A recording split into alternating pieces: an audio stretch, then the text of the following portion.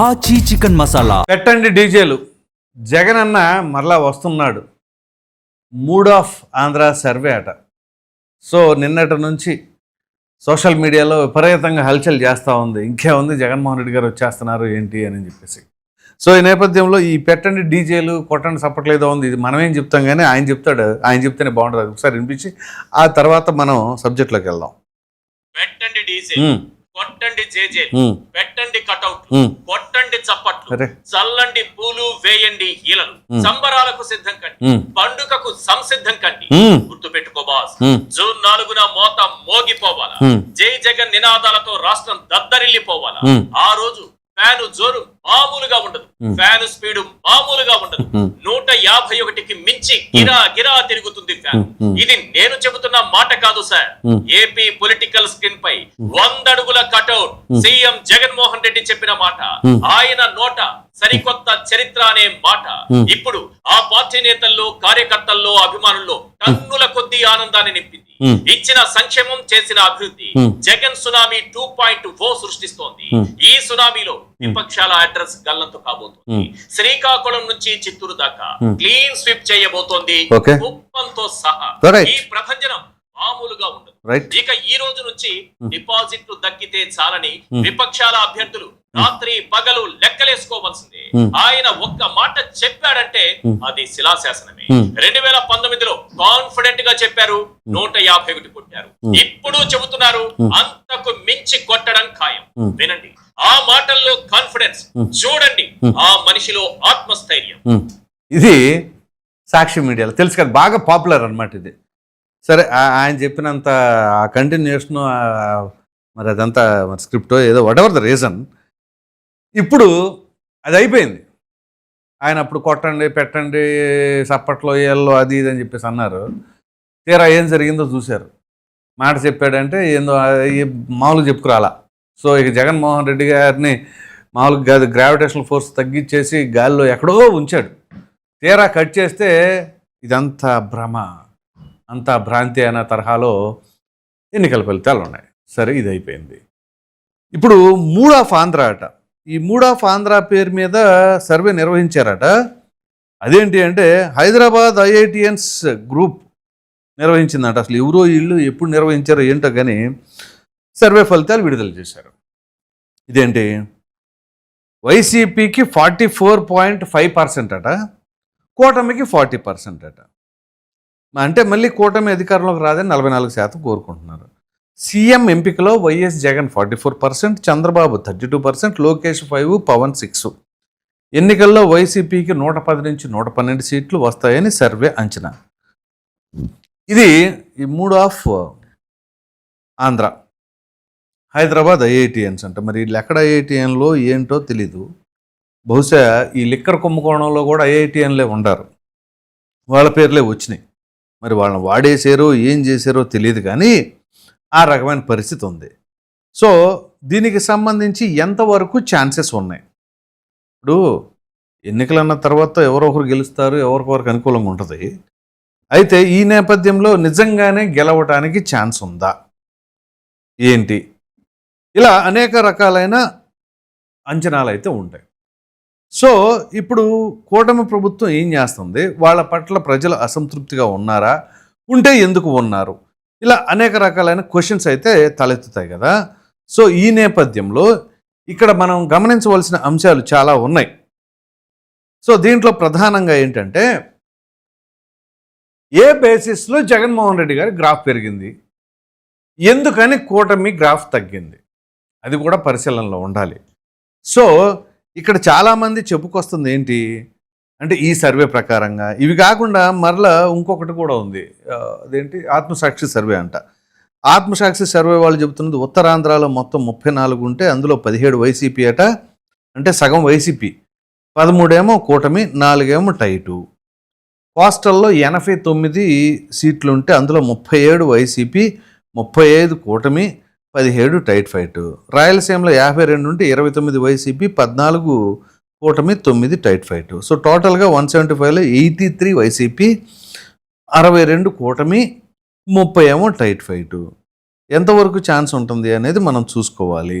So ఇక్కడ ఏంటి అంటే ప్రీవియస్గా వీళ్ళు చేసినవి కూడా పదే పదే ఆ సర్వేల్లో టీడీపీ ప్లస్ జనసేన కలిస్తే 2024 ఎన్నికలకి 100% గవర్నమెంట్ చేంజ్ అవుతుంది. ఒకవేళ బీజేపీ కనుక ఆ అలయన్స్లోకి వస్తే 70 సీట్లు 75 లోపే ఉంటాయి. వాళ్ళకి అసలు ప్రభుత్వం ఫామ్ చేసే అవకాశమే రాదని ఈ సర్వే వాళ్ళే చెప్పారు.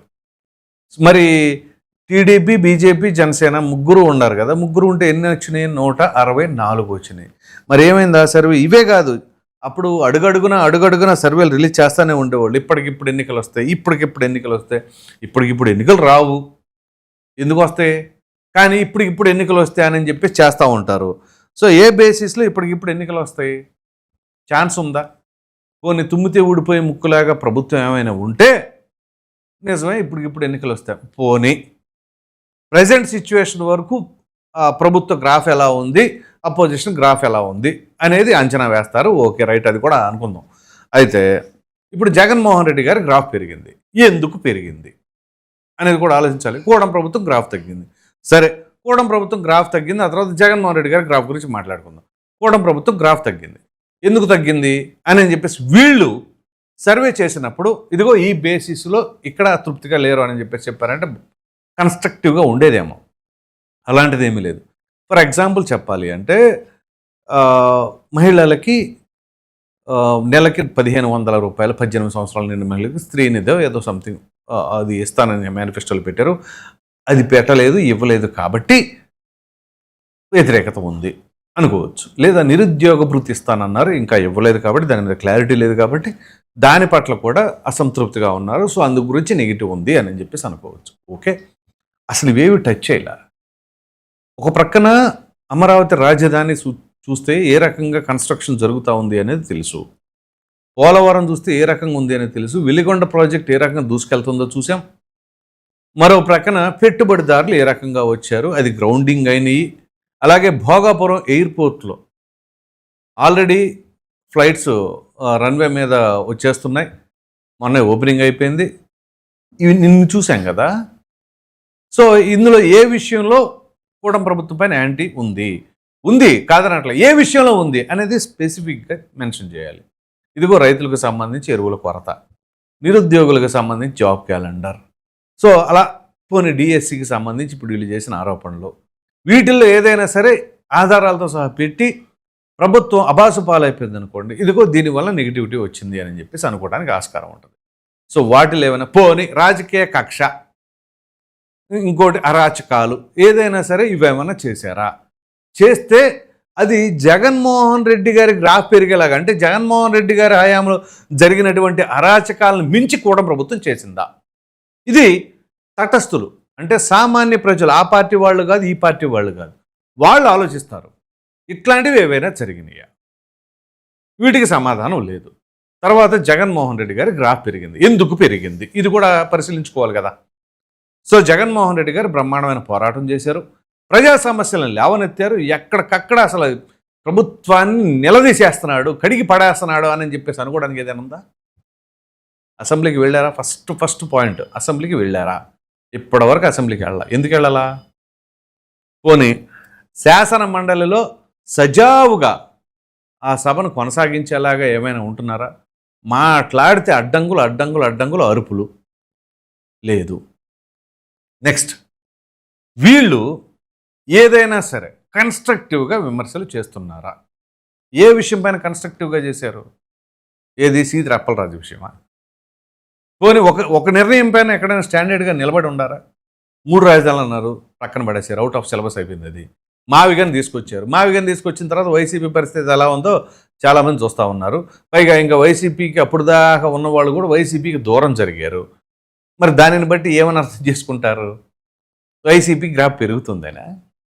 దాని తర్వాత ఈ మధ్యకాలంలో మొన్న మాట్లాడింది ఏంటది? ఏపీపీఎస్సీ డిఎస్సి రెండు ఒకటే అది ఇదని జగన్మోహన్ రెడ్డి గారు మాట్లాడింది. అది మామూలు చర్చ కాదు. దాని మీద మీమ్స్ ట్రోల్స్ అనేవి రెగ్యులర్గా ఎట్లాగా ఉంటాయి కదా, వేరే విషయం. కానీ ఈయనైనా మన మాజీ ముఖ్యమంత్రి ఏపీపీఎస్సీ డిఎస్సి ఒకటా అని చెప్పేసి మామూలుగా కాదు, అది భయంకరమైన సెల్ఫ్ గోల్ వేసుకున్నారు. ఏ విషయంలో అయినా సరే కన్స్ట్రక్టివ్గా జగన్మోహన్ రెడ్డి గారు ఇది అంటానికి ఏదైనా ఉందా? డిఎస్సికి సంబంధించి చూసాంగా, ఏపీపీఎస్సికి సంబంధించి చూసాంగా, లోతుగా పరిశీలిస్తే కోర్టులు ఏం చెప్పినాయి, కోర్టులు ఏ రకంగా కొట్టేసిన డిఎస్సి మీద, ఏపీపీఎస్సి మీద కోర్టు ఏ రకంగా వ్యాఖ్యానించింది, ఓ ప్రక్కన లిక్కర్ కుంభకోణంలో ఇప్పుడు ఈడీ అరెస్టులు, ఇంకా ఏ విషయంలో వైసీపీ గ్రాఫ్ పెరగడానికి స్కోప్ ఉందని. ఇప్పుడు ఈ గ్రాఫ్ నిజమే అనుకుంటున్నారా? ఈ ఏదైతే వచ్చింది సర్వే అది నిజమే అనుకుంటున్నారా? నిజమే అనుకుంటే దానికి ఎవరేం చేయలేం. ఎందుకంటే జగన్మోహన్ రెడ్డి గారు అధికారంలో ఉండగా కూడా ఇట్లాగే కొన్ని సర్వేలు వదిలేశారు. అదేంటి 25కి 24 ఎంపీ సీట్లని, 175కి 160 చిల్లర వైసీపీకి వచ్చేస్తున్నాయని, కుప్పంతో సహా ఎదుగు ఇందాక ఆయన చెప్పాడు కదా, ఆ రకంగా. సో ఇట్లా ఆ భ్రమల్లో బతికేస్తే దానికి ఎవరేం చేయలేం. ఎందుకంటే అసలు వాస్తవాలు ఏంటి, మనం ఏం చేసాం, ఎందుకు చేసాం, ప్రజల కోసం చేసామా లేదా మన పార్టీ ఉనికి కోసం చేస్తున్నామా, పోయిన దానివల్ల పార్టీ డ్యామేజ్ అవుతుందా, పార్టీకి ఉపయోగం జరుగుతుందా, అసలు ప్రజల పక్షాన ఏ రోజైనా మనం మాట్లాడామా, ఇట్లాంటి ఏవి పరిశీలించుకోకుండా ఏదో ఐఐటీలు చేశారు, 3 ఆఫ్ ఆంధ్ర అసలు మామూలుగా లేదు, బ్రహ్మాండంగా వచ్చిందని చెప్పేసి సంకలు ఉద్దుకుంటే సీట్లు వచ్చేస్తాయా? గ్రౌండ్ లెవెల్లో ప్రజలతో ఏమి సంబంధం లేకుండా ఉంటారా? అదేమిటి అంటే అక్కడక్కడ ఈ పరామర్శ యాత్రలు లేకపోతే ఓదార్పు యాత్రలాగా ఏవో చేస్తూ ఉంటారు. ఆ యాత్రలో జనాలు వచ్చేస్తే బ్రహ్మాండంగా వచ్చేసారు, ఓట్లు వేశారంటే సిద్ధం సభలకు ఏ రకంగా వచ్చారు, ఏమైంది? అదేమిటి అంటే ఈవీఎంలు మ్యానిపులేషన్స్ అవి ఇవి అని చెప్పేసాను. మళ్ళీ ఇప్పుడు అవే ఈవీఎంలు కదా, ఈవీఎంలు అయితే మళ్ళీ ఇప్పుడు ఏమైంది? ఇప్పుడు ఈవీఎంలు మ్యానిపులేషన్ చేశారని చెప్పేసి అప్పుడు మాట్లాడారు. మరలా ఇప్పుడు ఈవీఎంలేక జరిగేది ఎలక్షన్స్, అది బ్యాలెట్ పేపర్ పెట్టమంటారా మీకోసం ఏమైనా? కొన్ని అడగండి, బ్యాలెట్ పేపర్ అయినా పెట్టండి. ఏది పెడితే ఏమైంది ప్రజలు ఓట్లు వేయడానికి? ఇప్పుడు బ్యాలెట్ పేపర్ అంటే ఇవి ఉంటాయి కదా, పోస్టల్ బ్యాలెట్లు కౌంటింగ్ చేసినప్పుడు ఎవరు వచ్చిన లీడింగు? ఇనీషియల్గా పోస్టల్ బ్యాలెటే కదా కౌంటింగ్ చేసేది. అప్పుడు ఎవరు లీడ్లో ఉండారు?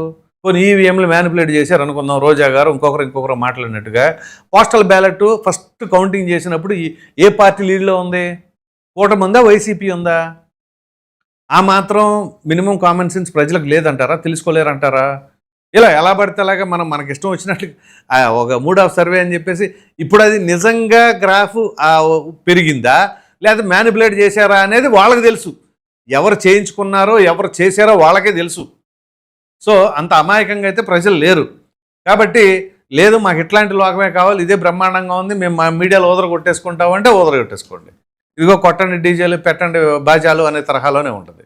సో ఇలా ఓవరాల్గా చూసుకుంటే ఇది ఓ విధంగా చెప్పాలి అంటే ఏదో వాళ్ళ పార్టీని ఉత్సాహపరచుకోవడానికి, క్యాడర్కి బూస్టప్ ఇచ్చుకోవడానికి అనే తరహాలో ఉంది అని చాలామంది విశ్లేషకులు అభిప్రాయపడుతున్నారు. మరి మీరేమనుకుంటున్నారు అనేది ఖచ్చితంగా కామెంట్ సెక్షన్లో తెలియచేయండి. Thank you.